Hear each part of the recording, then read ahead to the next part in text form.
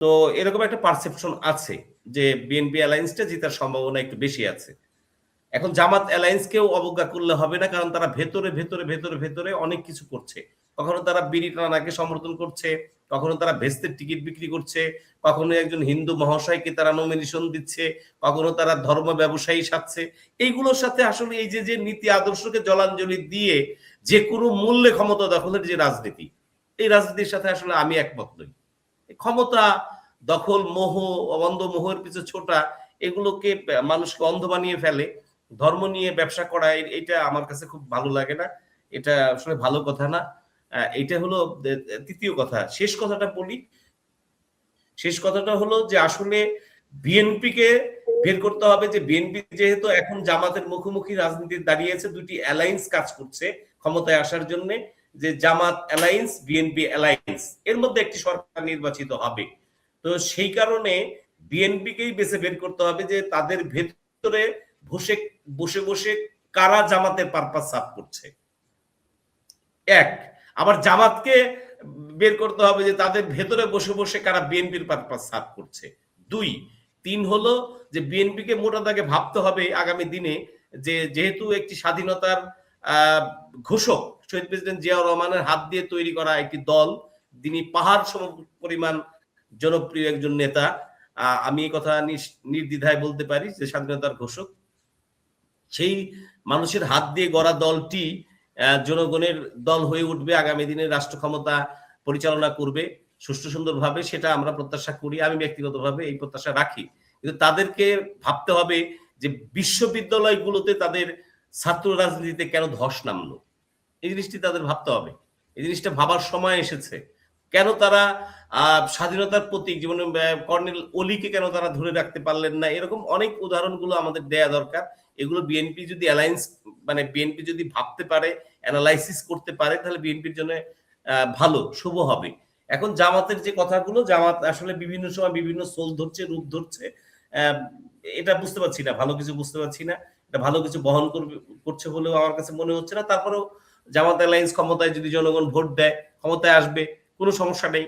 আমরা সেলুট জানাবো, যাদের জনগণ ভোট দিবে তারাই রাষ্ট্র ক্ষমতা পরিচালনা করবে, কারণ আমরা একটি গণতান্ত্রিক শাসন ব্যবস্থা চাই। এই গণতান্ত্রিক শাসন ব্যবস্থার জন্যই আমরা মামলা খেয়েছি, আমরা লিখতে পারি নাই।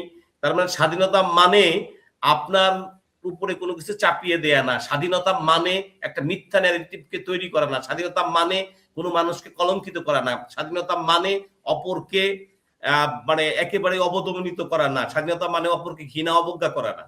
এই কথাগুলোকে আমাদের ভালোভাবে বুঝতে হবে যে আসলে সেটা একটু জিজ্ঞেস করি, যেহেতু আপনি সাংবাদিক, খলিলুর রহমান কি আসলেও ব্যবসা বাণিজ্য সম্প্রসারণের জন্য গেছেন 1 মাসের জন্য, 1 মাসের মেয়াদের সরকার? আর আসলে খলিলুর রহমান সাহেব সম্পর্কে যে কথাটা হাসিনুর ভাই এই জায়গায় যে বিশ্লেষণগুলো দিয়েছে, যে বাংলাদেশে যারা ছিলেন, প্রকৃত বাংলাদেশে যারা ছিলেন, তাদের দিয়ে একটা সরকার যদি গঠিত হতো, সেই সরকারটি খুব সার্থকতার পরিচয় দিত। আজকে এই অন্তর্বর্তীকালীন সরকারের কিছু দুর্বলতা আছে, যে দুর্বলতা গুলো খলিলুর রহমান সহ অনেক অনেক উপদেষ্টা আছে যাদের দুর্বলতা আছে। এরা আসলে মানে কি কাজ করেছে আমার এটা ভালো জানা নাই, এরা প্রকৃত বিচারে এরা খুব সফলতার পরিচয় দিতে পারে নাই। এদের কারণেই আজকে ডক্টর ইউনূস মহোদয়ের মতো একজন ভদ্রলোক, তিনি রাজনীতিবিদ না, আসলে তিনি রাজনীতি বুঝেন না, কিন্তু তিনি ব্যবসা বাণিজ্য ভালো বুঝেন এবং ভালো মানুষ, ভালো মনের মানুষ। তার যত ব্যর্থতার গ্লানি এই খলিলুর রহমানের মতো কিছু লোকজনকে টেনে বিদেশ থেকে এনে টেনে এই ব্যর্থতাগুলো তৈরি করেছে। বাংলাদেশে কি কি বিষয়ে সংস্কার হওয়া প্রয়োজন, সেটি যে বীর প্রতীক মহোদয় কিংবা রবি ভাই কিংবা আপনারাও তো, হাসিনা আপা, আপনারাও বলতে পারতেন, আমরাও বলতে পারতাম, যে আসলে আমরা যারা রুট লেভেলে, একেবারে রুট লেভেলে চলি। আমি এখনো আমার অফিসে বসে কথা বলছি, আমি আমার পত্রিকা অফিসে বসেই কথা বলছি, মানে টকশো করছি। তার মানে আমি এই কথা বলতে চাই যে যারা বাস্তবতায় অভিজ্ঞতা অর্জন করেছে, আমি ইউনিভার্সিটি নির্বাচনগুলো দেখেছি, দেখে আমি এটাই নিশ্চিত করে বলতে পারি যে এখানে আওয়ামী লীগ এবং ইন্ডিয়া মিলে ছাত্র শিবিরকে ভোট দিয়ে জিতিয়ে বিএনপির সমসাময়িক পর্যায়ে নিয়ে এসেছে একটি দ্বন্দ্ব সংঘাত সৃষ্টি করবার জন্য। Concept clear. এই পরিষ্কার বক্তব্যটি যদি বিএনপি বুঝতে ভুল করে, স্বাধীনতার পক্ষের শক্তিরা বুঝতে ভুল করে, তাহলে বড় ভুল হবে তাদের।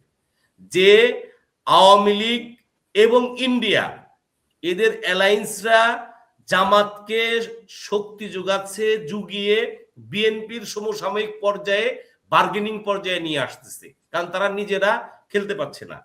এই জায়গাটায় হলো বিএনপি বেকায়দায় পড়েছে যে বিএনপি যখন জামাতের ভোট, বিএনপি যখন আওয়ামী লীগের সমর্থিত ভোটগুলো চাইতে যাচ্ছে, তখন তাদের গায়ে কাদা লেগে যাচ্ছে, কিন্তু জামাতের গায়ে লাগছে না। জামাত তারা খুব সুবিধা মতো বলতে পারছে যে আমরা কৌশলগত ভাবে আওয়ামী লীগের সাথে মিশেছিলাম, যাকে তাকে ওপেন করে দিতে পারছে। এই জায়গাটায় হলো বিএনপির ভোটের রাজনীতিতে বিএনপি পিছিয়ে আছে। এই জায়গাটা বিএনপির অসুবিধার জায়গা। এই জায়গাগুলো কিভাবে পরিষ্কার করবে সেটা একটি ব্যাপার। আর একটি প্রশ্ন এসেছিল, যে প্রশ্নের উত্তরটি আমি এভাবে দিব যে সংস্কার বিষয়ক যে ব্যাপারটি, সংস্কার বিষয়ক ব্যাপারে দলিল দস্তাবেজে স্বাক্ষর হয়েছে। বিএনপি অ্যালায়েন্স যদি ক্ষমতায় আসে, তারা নোট অফ ডিসেন্ট দিয়েছে কিছু পয়েন্টে, আর বাকি যে পয়েন্টগুলো দিয়েছে একমত হয়েছে সেই পয়েন্টগুলো তারা বাস্তবায়ন করবে। যদি জামাত জোট ক্ষমতায় আসে, তারা কিছু নোট অফ ডিসেন্ট দিয়েছে আর বাকি পয়েন্টগুলোতে একমত হয়েছে, তারা সেগুলোকে বাস্তবায়ন করবে। কিন্তু পরিষ্কার ব্যাপার, এটা নিয়ে নতুন করে কিছু বলবার কিছু নাই। অসংখ্য ধন্যবাদ। এটা জানে সবাই।